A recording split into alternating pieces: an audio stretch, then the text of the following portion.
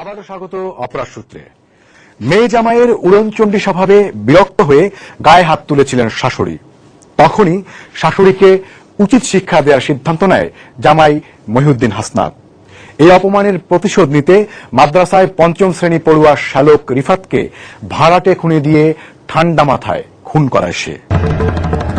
মহিউদ্দিন হাসনাত, বয়স 22 বছর, ঝালকাঠির নলছিটির একটি মাদ্রাসা থেকে এইচএসসি সমমান আলিম পাস। মাস 8 আগে বাবার বন্ধু তাফাজ্জল হোসেনের সপ্তম শ্রেণী পড়ুয়া মেয়ে লিজাকে ফুসলিয়ে বাড়ি থেকে বের করে এনে বিয়ে করে। ও দুইবার আমার মেয়ে ঘর থেকে নিয়ে গেছে বিবাহের আগে। তখন আমি থানায় যে রেডি করছি। মাসটা ঠিক আমার মনে নেই যে মাসে বিবাহ হয়েছে। না, 1 বছর হয় নাই।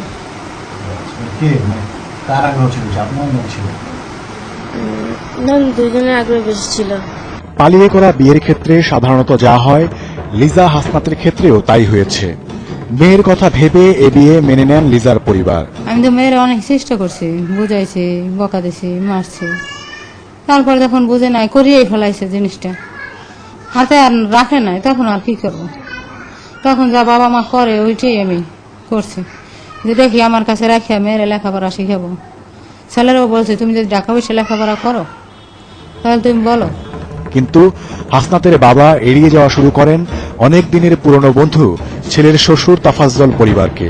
তারপর ওর বাবা মা আমাদের সাথে যোগাযোগ করে না। আর ওর বাবা ওনার সাথে আরো বলে, ছেলে উপযুক্ত মানুষ হয়ে আসতে পারলে আমি পরিচয় দেবো, না হইলে না। তবে লিজার পরিবার তো জামাই আর মেয়েকে ফেলে দিতে পারে না। এই যে 6 মাস আমার দ্বার রয়েছে, সমস্ত খরচা বহন আমি করছি, চাকরির জন্য টাকা পয়সা আমি দিছি। আর্মিতে চাকরি থেকে আসার পর অসুস্থ, আমরা ডাক্তার দেখাইছি। একটা জামাই হিসেবে যতটুকু দায়িত্ব পালন করা, তার থেকে কোনোটা কম করি না। এই আমার যে ছেলে মারা গেছে, এই ছেলে মাছ খাইতো না, জীবনেও কোনো মাছ খাইতো না, চিংড়ি মাছ ছাড়া আর কোনো মাছ খাইতো না, একটু ডিম খাইতো। আমি এই ডিম থেকেও কাটতে তারে খাওয়াইছি, থাক বাবা তোর ভাইয়ের একটু দিয়ে। ওর আমি সন্তানের মতন পারলাম, খাইয়ে না খাইয়ে ওরে আমি খাওয়াইলাম। ওর পিছিয়ে 6 মাসে আমি প্রায় 30,000 টাকার মতন খরচা করছি। ওর একটা প্যান্ট শার্ট ছিল না, জুতা ছিল না, সবকিছু আমি দিছি। বিয়ের 2 মাস পর সেনাবাহিনীর নন কমিশনড পদে চাকরি হলে প্রশিক্ষণ থেকে পালিয়ে আসে হাসনাত। চাকরি নেয় একটি কুরিয়ার সার্ভিস কোম্পানিতে। কিছুদিন পর কাউকে না জানিয়ে ওই চাকরিও ছেড়ে দেয় সে। আর্মি চাকরি কেন চাইছে সেটা বলতে পারি না, কিন্তু কুরিয়ারের চাকরি চাইছে। সে বলছে যে বাইরে যেয়ে পড়াশোনা, মানে আইএ পাসটা করছে, 1 বছর মাঝখানে গ্যাপ গেছে, বিয়ে পড়বো, আমি বাইরে যেয়ে পড়াশোনা ভর্তি হবো। এ নিয়ে আগস্ট মাসের শুরুর দিকে লিজাকে তুলে নিতে হাসনাতকে চাপ দেন শাশুড়ি। বলছিলাম যে তুমি বারে বারে চাকরি নাও, চাকরি ছাড়ো, তুমি আমার বাসা থেকে আমার মেয়ের নিয়ে চলে যাও। উনি বলছিল যে হ্যাঁ আমি নিবো কেন, আমার বাবা আপনাদের কাছে রেখে গেছে, আপনি আমার বাবার কাছে যান। বাবার কাছে ফোন দেন, বাবা যদি নিতে বলে আমি নিয়ে যাবো। বকা জকা না, হাত জাগাইছিলাম। রাগানোতে 2-3 জুতো দিয়ে বাড়ি দিচ্ছে আমার। এই জুতো দিয়ে বাড়ি দেওয়ার পরে এরপরে আমি আমার খুবই ইয়ে লাগে। এর আগেও অনেক ছোটখাটো ব্যাপার নিয়ে বিবাহের পরে 6 মাস যে বাসে ছিলাম, সাধারণভাবে তার মেয়েকে এবং আমাকে দুজনকে খুবই নির্যাতন করতো শারীরিক।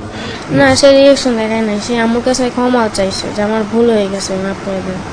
এর দিন 4 পর হাসনাত নারায়ণগঞ্জে আত্মীয়ের বাড়ি বেড়াতে যাওয়ার কথা বলে চলে যায়। তোমার আম্মু বলছিল এখানে তুমি ঈদ করে যাও, ঈদের পরে আমি বাড়ি চলে যাব। তো আমি একটু মামার বাসা থেকে বেড়ায় আসি। আমি এই চাকরির কারণে এতদিন কোথাও বেড়াতে পারি না, এখন একটু মামার সাথে দেখা দিয়ে আসি। আশিকুর রহমান রিফাত, বয়স 10 কি 12, স্থানীয় একটি মাদ্রাসার 5ম শ্রেণীর ছাত্র। পড়ালেখার চেয়ে খেলাধুলার দিকেই ঝোঁক বেশি তার, আর ঝোঁক দুলাভাই হাসনাতের সাথে ঘুরতে যাওয়ার দিকে। ইদানিং 2 মাস পর্যন্ত ওদের সম্পর্ক অনেক বেশি, আগে অতটা ছিল না।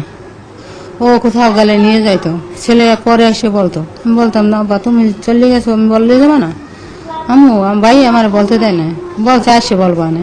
এই আশেপাশে খেলতো ওর সাথে, মানে উনি একলা একলা থাকতো তো বাসায়, তো কি করবে, তো ওদের সাথে খেলতো। এখন আমি বুঝি যে ওরা প্ল্যানিং করি ওর সাথে সম্পর্কটা করছে, যাতে ও ডাক দিলে আমার না বললেই ও ছুটে যাইবে ওর কাছে। 10 আগস্ট জুমার নামাজের পর খেয়ে দিয়ে খেলতে যাচ্ছে বলে মিরপুর মণিপুরের বাসার কাছের গলিতে যায় রিফাত। সন্ধ্যায়ও না ফেরায় টনক নড়ে পরিবারের। জুমার নামাজ পড়ে বাসা থেকে এখানে বাইরে 3টে খাওয়া দাওয়ার পরে এখানে খেলাধুলা করছে। এই জায়গায় নিয়মিত এইখানে খেলাধুলা, এই বাচ্চাদের সাথে খেলাধুলা করে এখানে নিয়মিত। রাত 9টা পর্যন্ত চলে আশপাশের এলাকা আর আত্মীয়দের বাড়িতে খোঁজাখুঁজি। 9:30টার দিকে বাবার মোবাইলে ফোন করে ভয়ার্ত রিফাত। 1.5 মিনিটের আলাপে জানা যায় কি বা কারা পাচারের উদ্দেশ্যে অপহরণ করেছে তাকে। সে থরথরে কাঁপতেছে, আমি রিফাত, আমাকে আটক করেছে, আমাকে মুক্তিযুদ্ধ মার্কেট থেকে মাইক্রো করে নিয়ে গেছে, নিয়ে আমাকে আটক করে সদরঘাট একটা তালাবদ্ধ ঘরে আটকে রেখেছে। আমি জিজ্ঞাসা করলাম কোথায় বাবা, সদরঘাট দেখা দেখি। এই পর্যন্ত বলছে যে ওরা আসতেছে। কারা আটকে নিছে না বলতে পারে না, কাঁপতেছে, বলতেছে আমাকে আটক করেছে, আমাকে বাঁচাও। এই অবস্থায় সবকিছু জানিয়ে মিরপুর থানায় একটি সাধারণ ডায়েরি করেন রিফাতের বাবা। তখন রাত 2:30টা। ইনফরমেশন দিয়েছেন যে 3টার সময় তার ছেলেকে পাওয়া যাচ্ছে না, বেলা 3টা থেকে পাওয়া যাচ্ছে না, এবং রাত্র 9:30টার দিকে তার বাবার মোবাইল নাম্বারে একটা নাম্বার থেকে ফোন করে ছেলে যে রিফাতেই ফোন করে বলছে যে আমাকে একটা ঘরের ভিতরে আটকে রাখা হয়েছে, যেখান থেকে সদরঘাট দেখা যায়। ঘটনার 25 দিন পর গ্রামের বাড়ি ঝালকাঠির নলছিড়ি থেকে গ্রেপ্তার হাসনাত জানায়, ঘুরতে যাওয়ার কথা বলে সেদিন শ্যালক রিফাতকে মিরপুর 1 নম্বর মুক্তিযোদ্ধা মার্কেটের সামনে নিয়ে এসে একটি মাইক্রোবাসে তোলা হয়।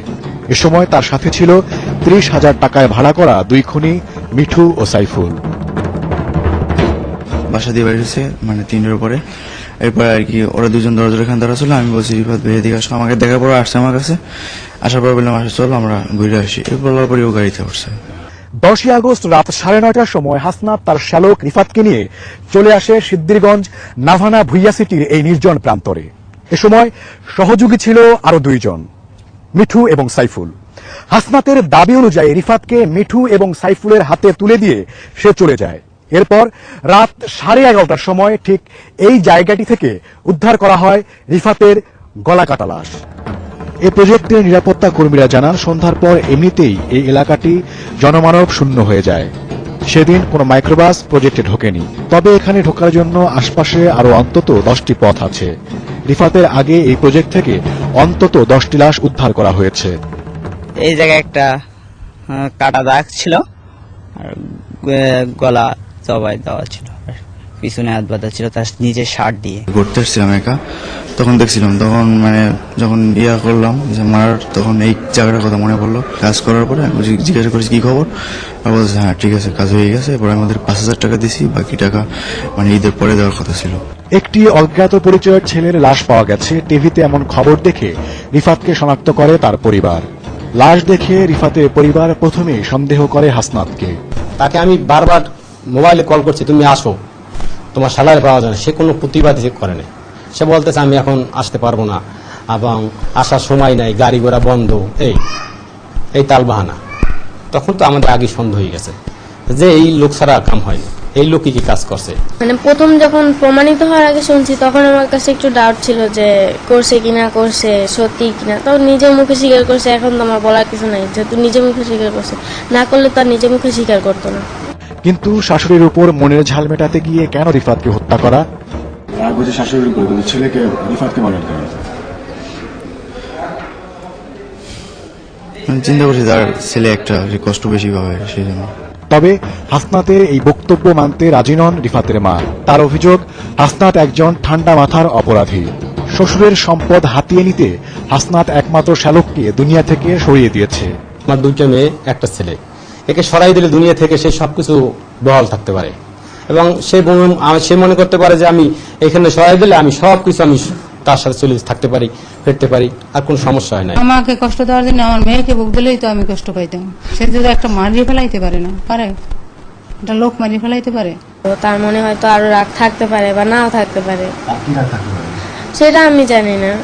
এরকম একটি হত্যাকাণ্ডের পর হাসনাতের নির্লিপ্ত ভাব দেখে অবাক পুলিশও। হাসনাত এরকম ঘটনা আগেও ঘটিয়েছে কিনা সে বিষয়েও খোঁজ খবর নিচ্ছেন তারা।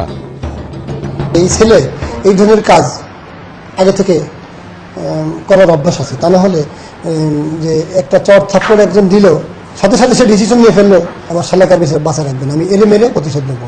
তো এই টেন্ডেন্সিটা তখনই আসে যখন এই ধরনের কাজ করার তাদের আগে টেন্ডেন্সি থাকে।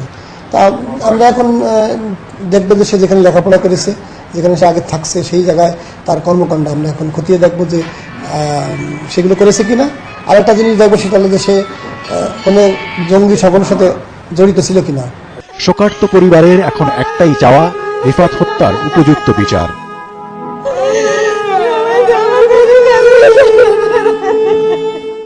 এই ছিল এবারের অপরাধ সূত্রে। দেখা হবে আগামী পর্বে।